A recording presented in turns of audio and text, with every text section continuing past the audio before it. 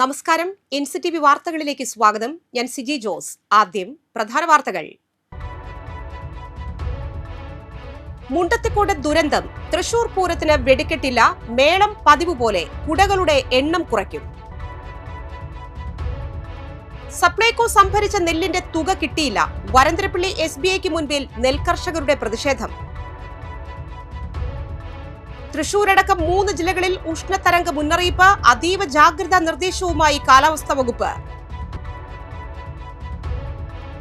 പാമ്പുകടിയേറ്റ് ചികിത്സയിലുള്ള കോടാലി സ്വദേശി അനോഷിന്റെ ആരോഗ്യനിലയിൽ പുരോഗതി. കുട്ടി കൈകാലുകൾ ചലിപ്പിച്ചു. സ്വർണ്ണവിലയിൽ ഇടിവ്. ഒരു പവന് 1,12,600 രൂപയായി. വിശദമായ വാർത്തകളിലേക്ക്.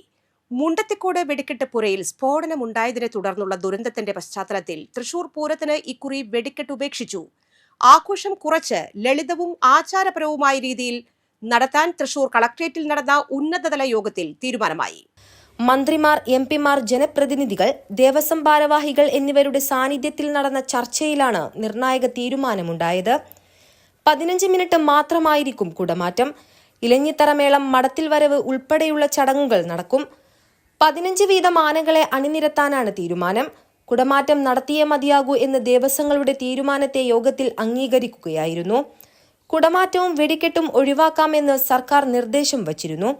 കുടമാറ്റം ഒഴിവാക്കാനാകില്ലെന്ന് ദേവസ്വങ്ങൾ നിലപാടെടുക്കുകയായിരുന്നു. പൂരത്തിന്റെ ഒരുക്കങ്ങളെല്ലാം പൂർത്തിയായെന്നും ദേവസ്വങ്ങൾ യോഗത്തിൽ അറിയിച്ചു. അവസാന നിമിഷം പിന്മാറുന്നത് പ്രായോഗികമല്ലെന്നും ദേവസ്വങ്ങൾ വ്യക്തമാക്കി. കേന്ദ്രമന്ത്രി സുരേഷ് ഗോപി ഉൾപ്പെടെയുള്ളവർ പങ്കെടുത്ത യോഗത്തിലാണ് തീരുമാനം. ദുരന്തബാധിതരെ മറക്കാൻ കഴിയില്ലെന്ന് സർക്കാർ പ്രതിനിധികൾ യോഗത്തിൽ അറിയിച്ചു. ഇത്തവണത്തെ പൂരം ആചാരപരമായ ആഘോഷം മാത്രമായി നടത്താനാണ് നിശ്ചയിച്ചിട്ടുള്ളത്. ഇതിന്റെ ഭാഗമായി കുടമാറ്റത്തിന്റെ പൊലിമ കുറച്ച് നടത്തും. 10-ൽ താഴെയുള്ള കുടകൾ മാത്രമായിരിക്കും കുടമാറ്റത്തിന് മാറ്റുക. സാധാരണയായി പൂരം അവസാനിക്കുന്ന സമയത്താണ് വെടിക്കെട്ട് നടക്കുക. ഇത്തവണ ഈ വെടിക്കെട്ടിന് പകരം കതിന പൊട്ടിക്കും. പകൽ പൂരത്തിന് ശേഷമുള്ള പകൽ വെടിക്കെട്ടും വേണ്ടെന്ന് വെച്ചിട്ടുണ്ട്. ഘടകക്ഷേത്രങ്ങൾക്ക് നൽകേണ്ട ആനകളുടെ കാര്യത്തിലും അവിടുത്തെ എഴുന്നള്ളിപ്പുമായി ബന്ധപ്പെട്ട കാര്യങ്ങളും മാറ്റമില്ലാതെ തുടരും. വെടിക്കെട്ട് നടത്തണമെന്ന് പാറമ്മേക്കാവ് ദേവസ്വം വ്യാഴാഴ്ച രാവിലെ നിർദ്ദേശം വച്ചിരുന്നു. എന്നാൽ നിയമപരമായും സാങ്കേതികപരമായും പ്രശ്നങ്ങൾ വെടിക്കെട്ട് ഈ സാഹചര്യത്തിൽ നടത്താനാവില്ലെന്ന് സംസ്ഥാന സർക്കാരിന്റെ പ്രതിനിധികളായി ഈ യോഗത്തിൽ പങ്കെടുത്ത മന്ത്രിമാർ അറിയിക്കുകയായിരുന്നു. മുണ്ടത്തിക്കോട് പടക്ക് നിർമ്മാണശാലയിലുണ്ടായ അപകടത്തിൽ മരിച്ചവരുടെ കുടുംബങ്ങൾക്ക് 1 ലക്ഷം രൂപ വീതം സഹായം പ്രഖ്യാപിച്ച് കേന്ദ്രമന്ത്രി സുരേഷ് ഗോപി. മകൾ ലക്ഷ്മിയുടെ ഓർമ്മയ്ക്കായി സ്ഥാപിതമായ ട്രസ്റ്റ് മുഖേനയാണ് ധനസഹായം നൽകുക. നഷ്ടപ്പെട്ട പ്രിയപ്പെട്ടവർക്ക് പകരമാവില്ല ഈ സഹായമെങ്കിലും തകർന്നുപോയ ജീവിതങ്ങൾക്ക് ചെറിയൊരു ആശ്വാസമേകാൻ കുടുംബങ്ങൾക്കായുള്ള ഈ എളിയ കരുതൽ ഉപകരിക്കട്ടെ എന്ന് പ്രാർത്ഥിക്കുന്നുവെന്ന് സുരേഷ് ഗോപി തന്റെ ഫേസ്ബുക്ക് പേജിൽ കുറിച്ചു. മുണ്ടത്തിക്കോട് വെടിക്കെട്ട് അപകടത്തിൽപ്പെട്ടവർക്ക് ജോയിന്റ് കൌൺസിലിന്റെ റെഡ് സന്നദ്ധ സേനയുടെ പ്രവർത്തകർ രക്തദാനം നടത്തി. രക്തദാന പ്രവർത്തനങ്ങൾക്ക് ജോയിന്റ് കൌൺസിൽ നേതാക്കളായ സംസ്ഥാന വൈസ് ചെയർപേഴ്സൺ VV ഹാപ്പി, സംസ്ഥാന സെക്രട്ടേറിയറ്റ് അംഗം R ഹരീഷ് കുമാർ, ജില്ലാ പ്രസിഡന്റ് EK സുഷീർ, ജില്ലാ ട്രഷറർ VH ബാലമുരളി, ജില്ലാ ജോയിന്റ് സെക്രട്ടറി CV ശ്രീനിവാസൻ, ജില്ലാ വൈസ് പ്രസിഡന്റ് TG സുബിൻ, ജില്ലാ സെക്രട്ടേറിയറ്റ് അംഗം MK ഉണ്ണി, വനിതാ കമ്മിറ്റി ജില്ലാ president Kavitha P Venugopal, VR Anilan, C Radhakrishnan, red volunteer ക്യാപ്റ്റന്മാരായ MK Jineesh, EK Reema, NP Jithu തുടങ്ങിയവർ നേതൃത്വം നൽകി. ദുരന്ത അപകട മേഖലകളിൽ സജീവമായി ഇടപെടുന്നതിന് പരിശീലനം ലഭിച്ചവരാണ് ജോയിന്റ് കൌൺസിലിന്റെ സന്നദ്ധ സേന അംഗങ്ങളായ റെഡ് പ്രവർത്തകർ. സപ്ലൈകോ സംഭരിച്ച നെല്ലിന്റെ തുക അനുവദിക്കാത്തതിലും കർഷകരോടുള്ള ബാങ്കിന്റെ അവഗണനയിലും പ്രതിഷേധിച്ച് വേലുപ്പാടം പാടശേഖര സമിതിയിലെ നെൽകർഷകർ SBI വരന്തരപ്പള്ളി ശാഖയ്ക്ക് മുൻപിൽ പ്രതിഷേധ ധർണ നടത്തി. പരിസ്ഥിതി പ്രവർത്തകനും കുട്ടഞ്ചിറ പാടശേഖര സമിതി സെക്രട്ടറിയുമായ TN മുകുന്ദൻ ധർണ ഉദ്ഘാടനം ചെയ്തു. വേലുപ്പാടം പാടശേഖര സമിതി പ്രസിഡന്റ് ഹരിദാസ് കോമത്തുകാട്ടിൽ അധ്യക്ഷത വഹിച്ചു. പാടശേഖര സമിതി സെക്രട്ടറി രാജ്കുമാർ കടുന്തയിൽ, പഞ്ചായത്ത് മെമ്പർമാരായ സത്താർ, ബിന്ദു പ്രിയൻ, വിജിത ജയദീപൻ, പാടശേഖര ഭാരവാഹികളായ Davis Thulapparambil, Pushpangadan, Abdutty Haji, David, K Radhakrishnan, AK Purushothaman എന്നിവർ പ്രസംഗിച്ചു. നമ്മളുടെ ഓരോ കർഷകൻ്റെയും നെല്ല് സംഭരിച്ചുകൊണ്ട് അതും കൃത്യസമയത്ത് നമ്മൾ കൊയ്തെടുത്ത നെല്ല് ഒരുപാട് കഷ്ടങ്ങൾ അനുഭവിച്ചുകൊണ്ട് നമ്മൾ സപ്ലൈക്ക് കയറ്റി അയക്കുകയും അതിൻ്റെ നെല്ലിൻ്റെ വില അവിടെ നിന്ന് അനുവദിക്കുകയും ഗവൺമെൻറ്റിൻ്റെ ഭാഗത്തുനിന്നും സപ്ലൈക്കോയുടെ ഭാഗത്തുനിന്നും കർഷകന് അനുകൂലമായ നടപടികൾ വരികയും എന്നാൽ കുറിച്ചിട്ട് ഹരിദാസ് സൂചിപ്പിച്ചു. നമുക്കറിയാം, ഒരുപാട് കഷ്ടപ്പാടും ബുദ്ധിമുട്ടും അനുഭവിച്ചിട്ടാണ് ഒരു 170-175 ദിവസത്തെ മഴയും വെയിലും മഞ്ഞും ചേറിലും വെള്ളത്തിലൊക്കെ ഇറങ്ങി കഷ്ടപ്പെട്ട് പണിയെടുത്ത് നെല്ല് വിളവെടുത്ത് ആ സപ്ലൈക്കോയുടെ മില്ലുകാരുടെ ഭാഗത്തു നിന്നുള്ള കിഴിവിൻ്റെ പ്രശ്നങ്ങൾ, ഒരുപാട് പ്രശ്നങ്ങൾ തരണം ചെയ്തിട്ടാണ് ഈ നെല്ല് വിളവെടുത്ത് മില്ലുകാർക്ക് കൊടുത്തിട്ടുള്ളത്. ഈ മില്ലുകാർക്ക് കൊടുത്ത നെല്ലിൻ്റെ വില മറ്റുള്ള ബാങ്കുകൾ കൊടുത്തുകൊണ്ടിരിക്കുമ്പോൾ ഇപ്പോൾ കഴിഞ്ഞ മാർച്ച് 23 ശേഷം സപ്ലൈകോ ബാങ്കുകളും തമ്മിലുള്ള ധാരണ പ്രകാരം പൈസ കൊടുക്കണ്ടെന്ന് നിശ്ചയിച്ചു. തന്ന പൈസ കഴിഞ്ഞു എന്ന് പറഞ്ഞു. പലചരക്കുകളും അല്ലെങ്കിൽ നിത്യോപയോഗ സാധനങ്ങളൊക്കെ വാങ്ങിക്കുന്നതിന് വേണ്ടി നമ്മൾ സാധാരണ നമ്മുടെ കാർഷിക ഉൽപ്പന്നങ്ങളൊക്കെ വിറ്റ് കിട്ടുന്ന പണം ഉപയോഗിച്ചിട്ടാണ് നമ്മളത് ചെയ്യാറ്. ഇവിടെ ഇപ്പോൾ പ്രധാനമായി നമ്മൾ ആവശ്യം ഉന്നയിക്കുന്നത് നമ്മുടെ വരന്തരപ്പള്ളി പഞ്ചായത്തിൽ നല്ലവണ്ണം ഈ മേഖലയിൽ കൃഷി ചെയ്യുന്ന കൃഷിക്കാരുണ്ട്, പലതരത്തിലുള്ള കൃഷി ചെയ്യുന്ന കൃഷിക്കാരുണ്ട്. എന്നാൽ അതിനേക്കാൾക്ക് ഉപരിയായി നെൽകൃഷി എന്ന ഒരു കൃഷി കൂടി നമ്മളിവിടെ ചെയ്തു വരുന്നുണ്ട്. അങ്ങനെയുള്ള നെൽകൃഷിക്ക് നമ്മുടെ പഞ്ചായത്തിൽ നിന്നാണ് ഏറ്റവും കൂടുതൽ ധനസഹായം ചെയ്തു വരുന്നത്. രാജ്കുമാർ സൂചിപ്പിച്ചതുപോലെ നമ്മളങ്ങനെ നെൽകൃഷി ചെയ്യുമ്പോൾ വിവിധ തരത്തിലുള്ള നെൽവിത്തുകൾ ഉപയോഗിച്ചിട്ടാണ് നമ്മൾ കൃഷി ചെയ്യുന്നത്. എന്ന് പറയുമ്പോൾ അത് 90 ദിവസം കൊണ്ട് കൊയ്യുന്ന നെല്ലുണ്ടായിരിക്കാം, അത് 120 ദിവസം കൊണ്ട് കൊയ്യുന്ന നെല്ലുണ്ട്, 150 ദിവസത്തെയുണ്ട്, ഏകദേശം 4 മാസം വരെ മൂപ്പുള്ള വിവിധ തരത്തിലുള്ള നെല്ല് ഉപയോഗിച്ചാണ് നമ്മൾ നെൽകൃഷി ചെയ്തു വരുന്നത്. ഉൾപ്പെട്ടു വന്ന ഈ സമരം, ഈ ചൂട്ടത്തും ഇത്ര കർഷകരിവിടെ എത്തി അവരുടെ പ്രശ്നങ്ങൾ ജനങ്ങളുടെ മുന്നിൽ എത്തിക്കലാണ് ഇതിൻ്റെ പ്രധാന ലക്ഷ്യം. എന്തുകൊണ്ട് ഇത്തരം ബില്ലുകൾ, റെസീറ്റുകൾ മാനേജർമാർ കൈവശം വയ്ക്കുന്നു, തടഞ്ഞു വയ്ക്കുന്നു എന്നൊക്കെ ചോദിച്ചാൽ കർഷകരോടുള്ള സാധാരണക്കാരോടുള്ള ഒരു അവഗണന മാത്രമാണ് ഇത്തരം കാര്യങ്ങളെന്ന് പറയാൻ പറ്റുള്ളൂ.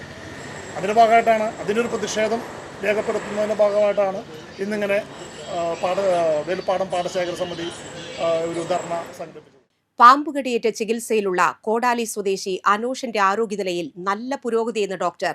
കുട്ടി ഭക്ഷണം കഴിച്ചു തുടങ്ങി, കൈകാലുകൾ ചലിപ്പിക്കുന്നുണ്ടെന്നും ഡോക്ടർ അറിയിച്ചു. അങ്കമാലിയിലെ സ്വകാര്യ ആശുപത്രിയിൽ ചികിത്സയിലാണ് അനോഷ്. ബുധനാഴ്ച കുട്ടിയെ വെന്റിലേറ്ററിൽ നിന്ന് മാറ്റിയിരുന്നു. കഴിഞ്ഞ ഞായറാഴ്ച പുലർച്ചെയാണ് കടമ്പോട് കാവുങ്ങൽ സിൽജോ ജോൺസി ദമ്പതികളുടെ മക്കളായ 8 വയസ്സുകാരൻ ആൽജോയെയും ചേട്ടൻ അനോഷിനെയും കിടപ്പുമുറിയിൽ വെച്ച് ശംഖുവരയൻ ഇനത്തിൽപ്പെട്ട പാമ്പ് കടിച്ചത്.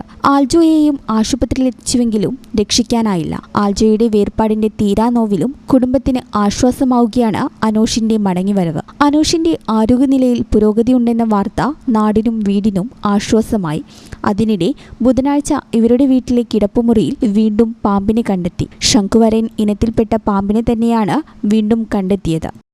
മുരുക്കുങ്ങൽ സെന്റ് ജോസഫ് പള്ളിയിൽ തിരുനാളിന് കൊടിയേറി. മുരിക്കുങ്ങൽ സെന്റ് ജോസഫ് പള്ളിയിൽ തിരുനാളിന് കൊടിയേറി.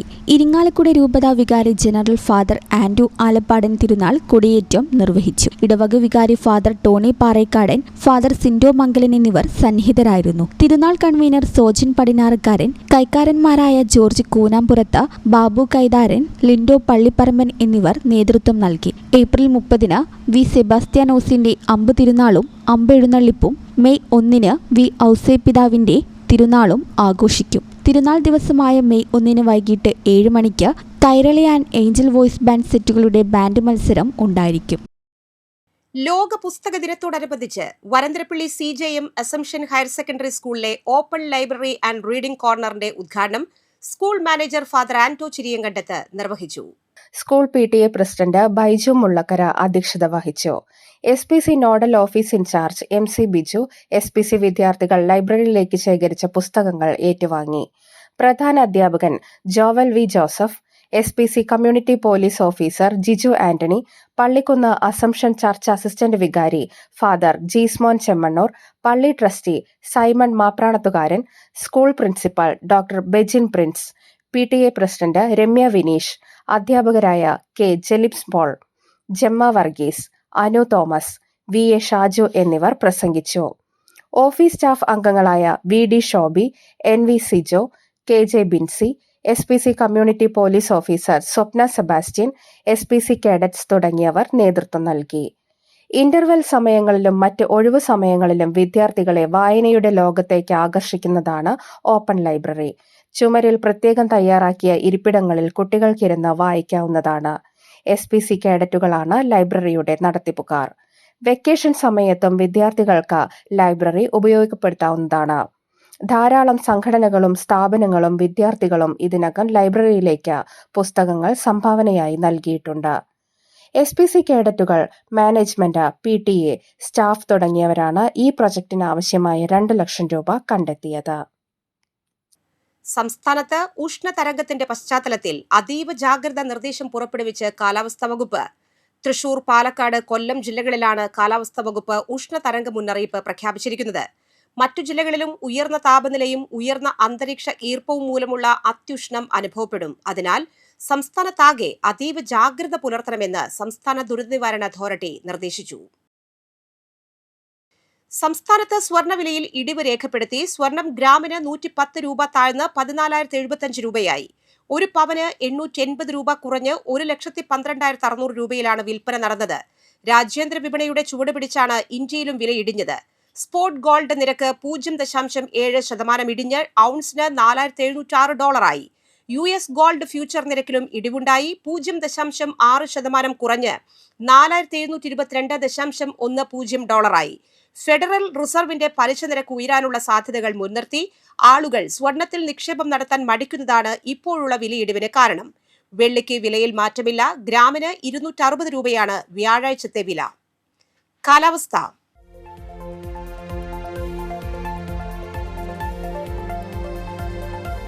ഇന്ന് കൂടിയ ചൂട് 36 ഡിഗ്രി സെൽഷ്യസ്, കുറഞ്ഞ ചൂട് 26 ഡിഗ്രി സെൽഷ്യസ്.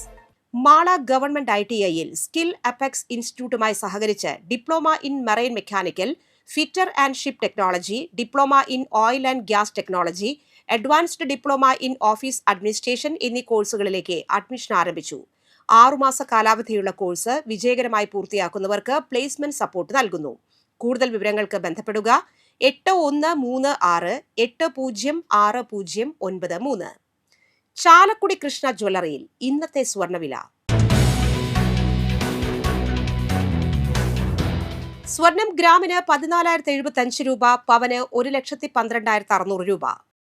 ഇഞ്ചക്കുണ്ട് ചെരടായി പരേതനായ പാവുണ്ണി ഭാര്യ അന്നം അന്തരിച്ചു. 97 വയസ്സായിരുന്നു. സംസ്കാരം നടത്തി. ബാബു, ബേബി, മുൻ വരന്തരപ്പള്ളി പഞ്ചായത്ത് പ്രസിഡന്റ് ഔസേബ് ചെരടായി എന്നിവർ മക്കളും, റാണി, ജൂലി, ആനി എന്നിവർ മരുമക്കളുമാണ്. പുലക്കാട്ടുകര ചെറിയാലത്ത് ആന്റണി അന്തരിച്ചു. 70 വയസ്സായിരുന്നു. സംസ്കാരം നടത്തി. മണ്ണമ്പേട്ട തെക്കേക്കര ഉരുണ്ടോളി വിജയൻ ഭാര്യ അമ്മിണി അന്തരിച്ചു. 80 വയസ്സായിരുന്നു. സംസ്കാരം നടത്തി. ജയ, ജിഷ, ജ്യോതിഷ്, പരേതനായ ജിതേഷ് എന്നിവർ മക്കളും, അനിയൻ, പത്മനാഭൻ, സ്നൂപ എന്നിവർ മരുമക്കളുമാണ്. പ്രധാന വാർത്തകൾ വീണ്ടും. മുണ്ടത്തിക്കോട് ദുരന്തം. തൃശൂർ പൂരത്തിന് വെടിക്കെട്ടില്ല. മേളം പതിവ് പോലെ. കുടകളുടെ എണ്ണം കുറയ്ക്കും. സപ്ലൈകോ സംഭരിച്ച നെല്ലിന്റെ തുക കിട്ടിയില്ല. വരന്തരപ്പള്ളി SBIക്ക് മുൻപിൽ നെൽകർഷകരുടെ പ്രതിഷേധം. തൃശൂരടക്കം 3 ജില്ലകളിൽ ഉഷ്ണതരംഗ മുന്നറിയിപ്പ്. അതീവ ജാഗ്രതാ നിർദ്ദേശവുമായി കാലാവസ്ഥാ വകുപ്പ്. പാമ്പുകടിയേറ്റ് ചികിത്സയിലുള്ള കോടാലി സ്വദേശി അനോഷിന്റെ ആരോഗ്യനിലയിൽ പുരോഗതി. കുട്ടി കൈകാലുകൾ ചലിപ്പിച്ചു. സ്വർണ്ണവിലയിൽ ഇടിവ്. ഒരു പവന് 1,12,600 രൂപയായി. ഈ ബുള്ളറ്റിൻ പൂർണ്ണമാകുന്നു. പുതുക്കാട് മേഖലയിലെ പ്രധാന സംഭവങ്ങളുടെ വാർത്താ ക്ലിപ്പുകളും ഡെയിലി ന്യൂസും NCTV ന്യൂസ് എന്ന യൂട്യൂബ് ചാനലിൽ ലഭ്യമാണ്. ന്യൂസ് ബുള്ളറ്റിൻ എല്ലാ ദിവസവും രാത്രി 9 മുതൽ യൂട്യൂബിൽ ലഭ്യമാണ്. വാർത്തകൾക്കും അപ്ഡേറ്റുകൾക്കും nctvnews.com എന്ന വെബ്സൈറ്റും NCTV ന്യൂസ് എന്ന ഇൻസ്റ്റഗ്രാം പേജും ഫോളോ ചെയ്യുക. പുതുക്കാട് നിയോജക മണ്ഡലം, കൊടകര ബ്ലോക്ക് പഞ്ചായത്ത് പരിധികളിലെ സമഗ്ര വാർത്തകൾ അറിയാൻ NCTV ന്യൂസ് എന്ന യൂട്യൂബ് ചാനൽ സബ്സ്ക്രൈബ് ചെയ്യുക. നമസ്കാരം.